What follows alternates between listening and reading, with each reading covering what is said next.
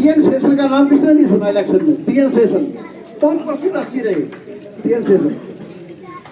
उन्होंने सोचा तुम इलेक्शन लड़के देख ले, जबकि सब दुनिया में लड़ाते इलेक्शन, वो पूरे देश में इलेक्शन लड़ाया और उन्होंने इलेक्शन का मतलब भी समझाया और एक बार उन्होंने इलेक्शन लड़के दिखाया, लोगों ने उसको पटक के मारा नीचे। इलेक्शन के लिए नहीं है, तू सिर्फ हमारा भला करने के लिए इलेक्शन लड़ने के लिए नहीं है। इलेक्शन लड़ने के लिए गुंडे चाहिए। बहुत नाराज हो गए बात करते रहो। इलेक्शन लड़ने के लिए गुंडे चाहिए, गुंडे व्यापारी चाहिए, जातिवादी और धार्मिक तथाकथित रूप से जो धार्मिक पाखंडी लोग हैं वे चाहिए।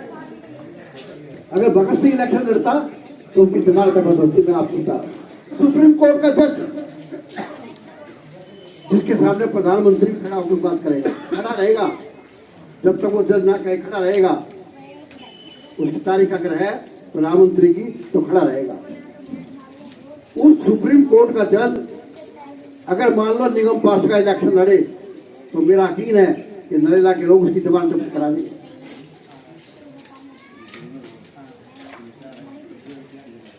क्योंकि लोगों को पूरी नहीं खिला सकता, लट्टू नहीं खिला सकता, पैसा नहीं दे सकता, ना वो देना चाहेगा क्योंकि न्यायकारी है, वो न्यायाधीश है। वो लोगों को खरीदेगा नहीं, वो विचार तो देगा लेकिन पैसा नहीं देगा और लोग उसकी जमानत मत करा देंगे। हमारा इलेक्शन हम लोगों ने चुनाव लड़ाया, आप लोग सोचते होंगे मात्र 159 वोट मिला। जो बूटी वाली संस्कृति के लोग हैं वो मजाक उड़ा रहे। ये लाल झंडे वाले चले थे इलेक्शन लड़ने, क्या मिला? 159 वोट मिला। जीतने वाला जीत गया, लेकिन हम हमेशा कहते हैं कि जनता हारती है और कोई एक जीतता है। जिसे तुमने दिखाया संस्कृति बनी हुई है कि जो जीतेगा वोट उसको दो, जो जीत रहा है वोट उसको दो। मैं बहुत उदाहरण देता हूं। मैंने अनिल जी को कहा, आपने नाम सुना होगा शर्मिला इरोम का नाम सुना आपने? शर्मिला इरोम का नाम सुना? मणिपुर की एक नेता थी, एक सामाजिक कार्यकर्ता। मणिपुर में एक कानून आज भी है, अफसफा कानून है, अफसफा। उसके अंतर्गत वहां की जो सीआरपीएफ है उसको किसी को भी गोली मार देने का राइट है, वैसा कानून है। और कोई गवाही नहीं, कोई रुआई नहीं, मार दिया कोई मुकदमा नहीं। उस कानून को तोड़ने के लिए, खत्म करने के लिए शर्मिला इरोम ने कई वर्षों तक भूख हड़ताल की, कई वर्षों तक, और पुलिस ने उसको जिंदा रखने के लिए उसकी नाक में भोजन की नली डाल दी स्थायी रूप से। जब भी फोटो आता था वो नली लगी हुई आती थी। कितने साल उसने संघर्ष किया। एक बार उसने लोगों से जानना चाहा कि मैं देख लूं, मैं भी इलेक्शन लड़के देख लूं। उसने सोचा मैं भी इलेक्शन लड़के देख लूं। पता लोगों ने क्या दिया उसको? वो समझने वाली बात है और विचारणीय बात। जिस महिला को पूरे दुनिया से बड़े बड़े प्रशंसा के पत्र आते थे, पूरे विश्व से, और जो इतना बड़ा चेहरा बन चुकी थी भारत का, उसको 96 वोट मिला कुल 96। मतलब अंदाजा लगाइए, यानी जिसको सर आंखों में बैठा लेना चाहिए था, जो अपनी पब्लिक के लिए मर रही थी, भूखा मर रही थी, उसको क्या दिया लोगों ने?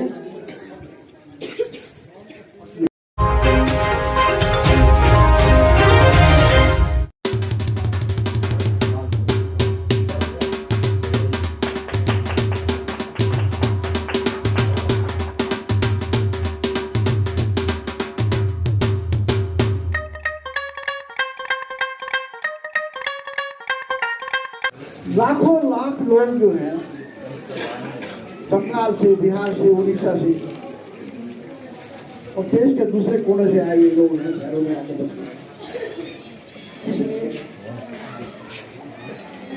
पेट भरने के लिए, अपनी फैमिली को चलाने के लिए, घर आवास के लिए, आप ही तो बताइए, आप सोचिए कभी जब आप फैक्ट्री में काम करते हैं, इंडस्ट्री में काम करते हैं, छोटी में करते हैं, बड़ी में करते हैं, चाहे कहीं भी करते हैं,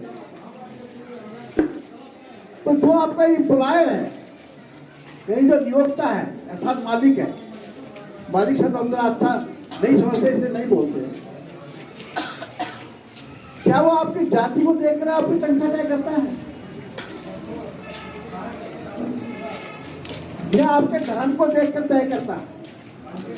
भले आप भूमियार हो, भले आप ठाकुर हो, आप ओबीसी हो, एससी हो, आप कुछ भी हो, लेकिन वहां आप मजदूर हैं उसके लिए, और आपको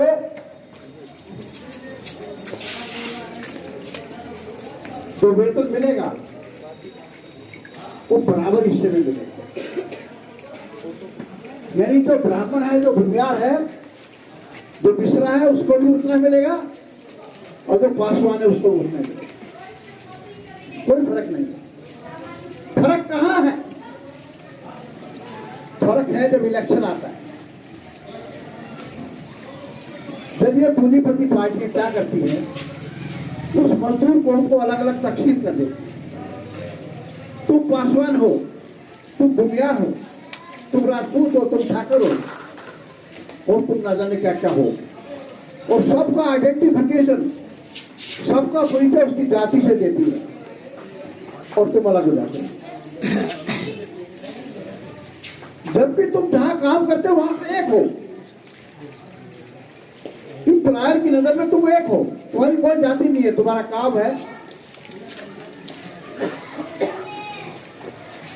काम करोगे तो वेतन मिलेगा, काम नहीं करोगे तो वेतन नहीं मिलेगा। पीछे गया है राजेश, तो तुम्हारी पहचान क्या है? मजदूर की पहचान है। मजदूर संस्कृति को जिंदा रखना है, इसको आगे बढ़ाना है, इसकी ताकत को बढ़ाना है, और सत्ता में जो ये व्यवस्था है, साथियों दो ही प्रकार की पूंजी होती है, जरा ध्यान से सुनना बात को। पूंजी केवल दो प्रकार की होती है, बहुत से लोग रुपये को पूंजी कहते हैं, रुपया पूंजी नहीं होता है, जो मैं बता रहा हूं उसको सुन लीजिए। एक पूंजी वो है जो कुदरत ने हमको दी है, जैसे पहाड़ है, जंगल है, समुद्र है, नदियां हैं, ये वो पूंजी है जो प्रकृति ने हमको दी है, और इसी से देश बनते हैं, और सारा खनन जो भी होता है वो इन्हीं से होता है। पानी से बिजली बनती है, पानी से ही कृषि होती है, एग्रीकल्चर पानी से ही चलता है, इंडस्ट्री पानी से चलती है। आपका पहाड़ों में न जाने कितने खनिज पदार्थ होते हैं, कितने प्रकार की औषधियां पैदा होती हैं, तमाम सब प्रकृति का दिया हुआ है, यही पूंजी है। इसी देश की सबसे बड़ी पूंजी वो होती है। और दूसरी पूंजी कौन सी होती है? वो है श्रम की पूंजी, जो आप मेहनत करते हो, प्रोडक्शन करते हो, जो पैदा करते हो, ये आपकी पूंजी है। ये दो पूंजी से पूरा देश चलता है। और सबसे बड़ी दुर्भाग्य की बात क्या है कि हमारा जो श्रमिक है वो इस बात को नहीं समझता कि उसके श्रम की लूट हो रही है, और जिस वस्तु को वो पैदा करता है वो वस्तु उसको नहीं मिलती है, और अगर मिलती भी है तो महंगी मिलती है, जितनी उसको तनख्वाह नहीं मिलती। वो उसकी पहुंच से उसकी जेब से दूर रहती है। यही कारण है वो हमेशा करीब रहता है। और जो प्रकृति की संपदा है वो पूंजीपतियों के हाथ में चल जाती है। अब देखो, चाहे टाटा होता, बिरला हो, अंबानी हो, अडानी हो, कोई हो, इस देश की जो तमाम पूंजी है जो प्रकृति ने दी है, इस पर सब पे कब्जा होने का, चाहे वो तेल निकले, चाहे लोहा निकले, चाहे कोयला निकले, कुछ निकले, वो सब पे कब्जा होने का। तो शासन किसका है? शासन आपका तो नहीं है, आपका शासन नहीं है, शासन तो उनका है। और जब तक उनका शासन रहेगा आप लोग गरीब ही बने रहेंगे। इसलिए सबसे बड़ी बात यह है कि आपको संगठित तो होना है, इस विचार को लेकर संगठित होना है, इस संस्कृति को लेकर संगठित होना है। इंडस्ट्री के अंदर आप बताइए, इंडस्ट्री के अंदर आपको जो वेतन मिलता है क्या वो पर्याप्त है? उससे आप अपना गुजारा कर सकते हैं, अपने बच्चों को पढ़ा सकते हैं, अपने बच्चों को अच्छी जो है सुविधा दे सकते हैं। अगर मान लो बीमार हो जाए तो उसके लिए दवा दारू कहाँ से लाए? ऐसी सारी बातें हैं जो आपको हंसना परेशान रखती है। कम्युनिस्ट पार्टी के लोग जो है वो आपको इकट्ठा करते हुए मिलेंगे, आपको संगठित करते हुए मिलेंगे, लेकिन आपके मन और मस्तिष्क पर डाका डाल रखा है पूंजीपतियों ने, पूंजीपतियों के संगठनों ने। जैसे मान लीजिए जो कम्युनिस्ट पार्टी के अलावा दूसरी पार्टियों की संस्कृति क्या है? उनकी संस्कृति कीर्तन करना, नाटक करना, ड्रामे करना, और जिसका आपसे कोई संबंध नहीं, आपको मंदिर मस्जिदों की तरफ ले जाना, इसी में लगे रहो, इसी से आपका गुजारा होगा, इसी से आपका उधार होगा, ना हुआ है ना होगा। तो इसलिए कम्युनिस्ट पार्टी की आवश्यकता हमेशा मजबूत रहेगी। तो कम्युनिस्ट पार्टी उन्हीं के बल पर खड़ी है। कम्युनिस्ट पार्टी के अंदर बड़े से बड़ा व्यक्ति भी एक मजदूर है, उसकी सोच मजदूर वाली है। चाहे वो हमारे सीताराम येचुरी जी हो, इनका नाम आप सुनते हैं, सीपीएम के जिला अध्यक्ष, या कोई बड़ा नेता हो, तो मजदूरी है, मजदूरी का जिंदा है। हमारे अभी साथी ने चुनाव लड़ा, मैं चुनाव को सिर्फ 2 मिनट के लिए बोलना चाहता हूँ। हम लोगों ने चुनाव लड़ाया, आप लोग सोचते होंगे मात्र 159 वोट मिला। जो बूटी वाली संस्कृति के लोग हैं वो मजाक उड़ा रहे, ये लाल झंडे वाले चले थे इलेक्शन लड़ने, क्या मिला? 159 वोट मिला। जीतने वाला जीत गया। लेकिन हम हमेशा कहते हैं कि जनता हारती है और कोई एक जीतता है। जिसे तुमने दिखाया संस्कृति बनी हुई है कि जो जीतेगा वोट उसको दो, जो जीत रहा है वोट उसको दो। मैं बहुत उदाहरण देता हूँ। अगर आप मजदूर होते, मजदूर संस्कृति से नहीं जुड़ेंगे। आप मजदूर हैं लेकिन आप जाति की संस्कृति से जुड़े हुए, आप कथा कथित धार्मिक संस्कृति से जुड़े हुए, इसलिए आपकी समस्या का समाधान नहीं होता। आपने अभी धर्मपाल जी ने बताया कोई पुलिस केस हो गया तो धर्मपाल जी के पास मारेंगे, उसके पास नहीं जाएंगे जिसको आपने जिताया। वे आपको पसंद आते हैं क्योंकि आपकी संस्कृति ऐसी बनी है, आपके दिमाग में वो संस्कृति है। आपके दिमाग में आप मजदूर होते, मजदूर संस्कृति से नहीं जुड़ेंगे। आप मजदूर हैं लेकिन आप जाति की संस्कृति से जुड़े हुए, आप कथा कथित धार्मिक संस्कृति से जुड़े हुए, इसलिए आपकी समस्या का समाधान नहीं होता। आपके अभी धर्मपाल जी ने बताया कोई पुलिस केस हो गया तो धर्मपाल जी के पास मारेंगे, उसके पास नहीं जाएंगे जिसको आपने जिताया। मालिक ने आपकी मजदूरी नहीं दी, काम करा दिया, आप उसके पास नहीं जाएंगे जिसने आपको जिताया। आप जाएंगे किसके पास? या तो नरेश गुप्ता के पास आएंगे या हमारे कम्युनिस्ट पार्टी आपको मेंबर होगा उसके पास जाएंगे कि मेरी मजदूरी मार ली है, क्या करूं। कितनी समस्या, कितनी भारी भारी समस्या आपकी को निजी तौर पे है, उनको आप नहीं समझते।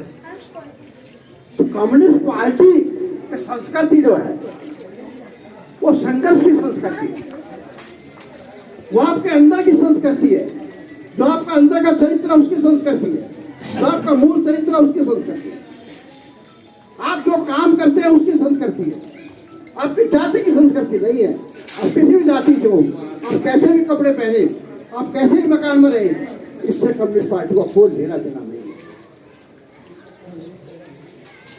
आप कौन से भजन गाते हैं, कौन से गीत गाते हैं, कौन सा संगीत बजाते हैं, कम्युनिस्ट पार्टी को इस बात से कोई लेना देना नहीं होता है। कम्युनिस्ट पार्टी को इस बात से मतलब है आप करते क्या है। आप जेब काटते हैं लेकिन तिलक लगा दिया और जेब काटते रहे, बहुत अच्छा आदमी हो। हनुमान जी की जो है चालीसा पढ़ ली और मंगलवार को प्रसाद बांट दिया, कोई बड़ा धार्मिक आदमी है, जेब काटने की बात खत्म हो गई। यह मामला चरित्र को पहचानने का, कम्युनिस्ट को पार्टी को समझने का मामला है, कम्युनिस्टों को समझने का मामला नहीं, संस्कृति को समझने का मामला। हमारे अनिल जी जो है, हमने इनको कहा आप दफ्तर खोलिए, कि कब खोले, मगर नया साल आ रहा खोल दीजिए 1 तारीख को, नए साल से शुरुआत करते हैं। और उन्होंने बात को मान लिया, आपके सामने करें 1 तारीख को खड़े हैं आपके सामने। ये दफ्तर एवे नहीं खुल गया, ये एवे खुलने के लिए नहीं बैठा कि जहाँ पर बोर्ड लगा दिया और बस खत्म हुई बात, नहीं। कितनी भारी भारी समस्याएं अभी धर्मपाल जी ने बताया। लोगों को वोट नहीं मिलते, सुरेंद्र जी बता रहे थे, लोग वोट ढूंढते रहे, वोट का भी एक बड़ा मसला है, आधार कार्ड का एक बड़ा मसला है, पहचान पत्र का एक बड़ा मसला है, पेंशन बनवाने का एक बड़ा मसला है, वृद्धा पेंशन का, विधवा पेंशन का बड़ा मसला है, राशन कार्ड बनवाने का बहुत बड़ा मसला है। कौन हल करेगा, कौन संगठित करेगा? ये करेंगे जो ये हनुमान चालीसा पढ़ने वाले और साथ बांट करके तिलक लगा करके जो लोग घूमते हैं, कीर्तन करते हैं, माता का जागरण करते हैं, जन जागरण की बजाय माता का जागरण करते हैं। माता को जगा रहे हैं या अपने आप को जगा रहे हैं, हमारी सुनी बात नहीं है। यानी जो सारे दुनिया को चलाने वाली माता उसको जगा रहे हैं या अपने आप को जगा रहे हैं, हमारी सुनी आज तक ये बात नहीं है। और वे आपके नेता बन जाते हैं। चलो बुलावा आया है, माता ने बुलाया। ये पूरे समाज को इन सब चक्रव्यूह में डाल देना, उसमें शामिल कर देना, ये उन लोगों का काम है जो इलेक्शन में जीतते हैं, आप लोग जिताते हैं। और हम वो हैं जो इस बात से दूर रखते हैं, हम कॉमरेड हैं, कम्युनिस्ट हैं, इसलिए आप हमें हराते हो।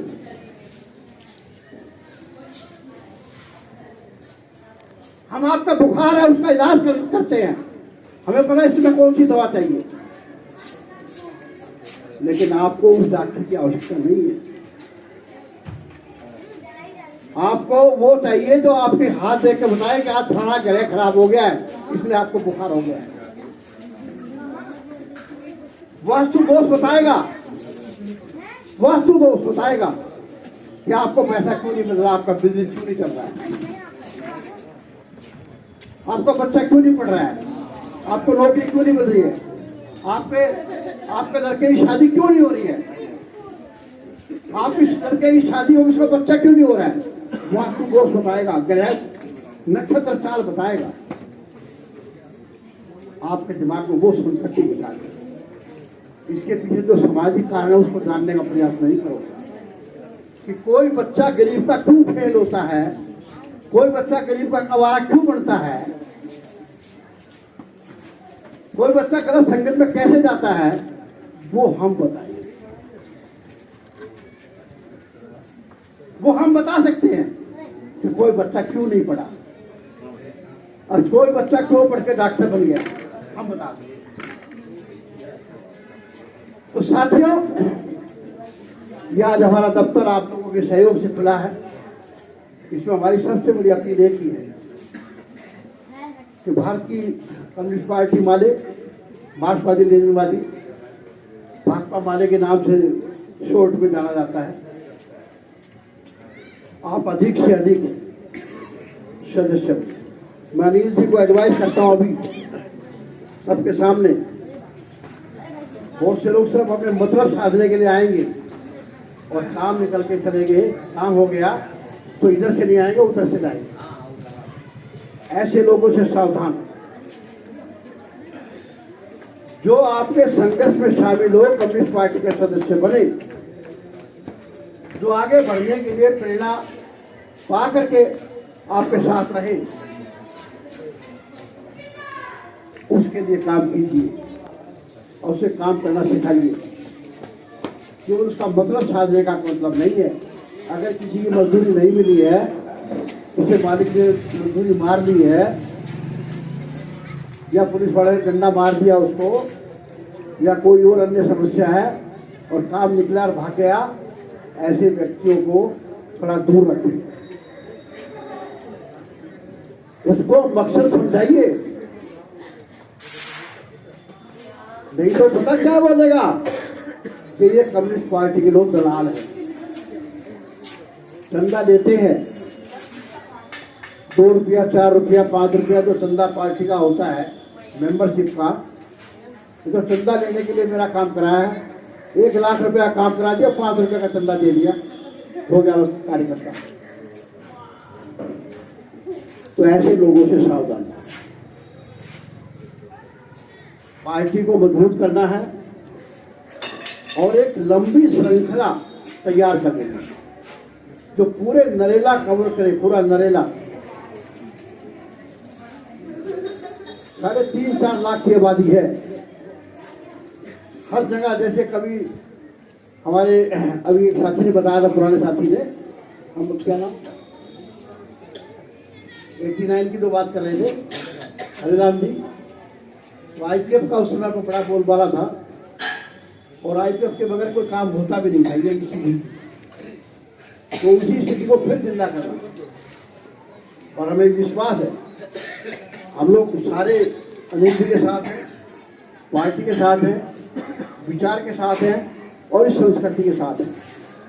और सब मिलकर के आगे बढ़ेंगे और इस विचार को मजबूत बना कर और जो शोषण की व्यवस्था है उस शोषण की व्यवस्था को खत्म करने का काम करेंगे। आपका बहुत बहुत धन्यवाद, आपने पूरा समय दिया, सुनने के लिए बड़े गहरी से बात को सुना है। बात जरूर थोड़ी बहुत मैं कड़वी बोलता हूँ, जो सच्चाई है वही बोलता हूँ। कुछ लोगों को कड़वी लगती है, लग सकती है, लेकिन मैं कहे बिना मानता नहीं, क्योंकि बात सच्ची है, सच बोलना चाहिए और सच हमेशा ही कड़वा होता है। तो अपनी संस्कृति को चेंज अगर नहीं करोगे आप, अगर अपने आप को नहीं समझोगे, अगर अपने अंदर का दर्द को आप नहीं समझोगे कि वास्तविक दर्द कहाँ है, तो इलाज भी नहीं होगा। साथियों, मैं अपनी बात को समाप्त करता हूँ। आपका बहुत बहुत धन्यवाद। यह ऑफिस उसका केंद्र बिंदु बनेगा उन लड़ाइयों का जो नरेगा के क्षेत्र में आम लोगों के लिए की जाएंगी। मुझे उम्मीद है कि आप सभी लोग इस कार्यालय के साथ जुड़ी हुई पार्टी भाकपा वाले को सबको वैसा ही समर्थन और प्यार देंगे जैसा आप लोग देते आ रहे हैं, जैसा आज दे रहे हैं।